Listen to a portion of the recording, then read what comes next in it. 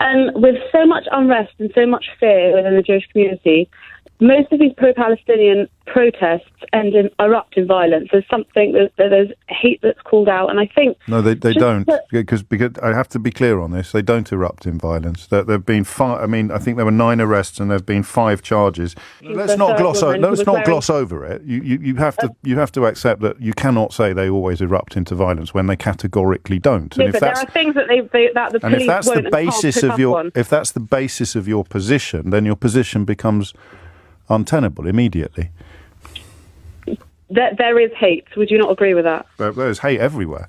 There's hate on the West Bank at the moment. You've seen what the American Secretary of... Can I say anything? Yes, of course you can, as long as it's true.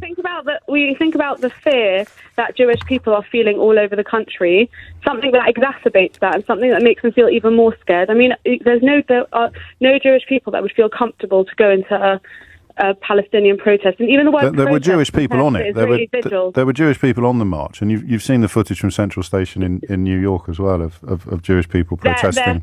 They're far extremists, and in terms of their support, their anti-Israel narrative. But that it's not. But if the fact is that people would be scared to go to a protest like that, whereas in direct contrast to that, Israeli... But again, I'm sorry you feel I'm interrupting you, but if you say things that aren't true, I have to. There were Jewish people on the march on Saturday. Okay. But the majority... So they wouldn't be... You can't say they'd be scared to go, can you? It is very scary. It is very scary. No, I'm not disputing that you're scared. I'm just disputing your claim that it always erupts into violence and that Jewish people would be too scared to attend to demonstrate their sympathy for Palestinian people being killed. Because neither of those things are true. No, what I'm not saying is that people can't march in solidarity, but the fact is it's a protest which ends up often being anti-Israel. There were 3 women who were wearing pictures out of 100,000 people.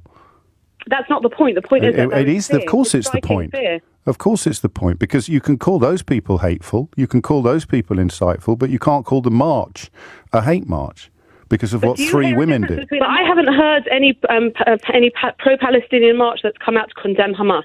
Well, how much attention have you been paying? How many of them have you spoken to? Plenty. Really?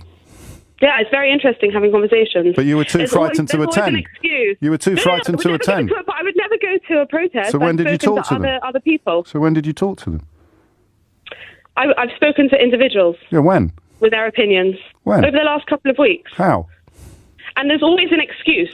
But how have you spoken to these? How have you spoken? Can I? No, of course you can't. Not if you're going to come on my radio and say things that aren't true. But it is true. Well, of course it isn't. Every single... Ariana Grande concert. Well, I don't want to imagine that. I'm talking about marches. Stop it. I feel bad for the people that were killed, but you're making stuff up again. Very, very frustrated. You're making stuff up again. No, I'm not. That's exact same parallel. You're having an imaginary conversation about a completely different atrocity. I'll tell you what it is.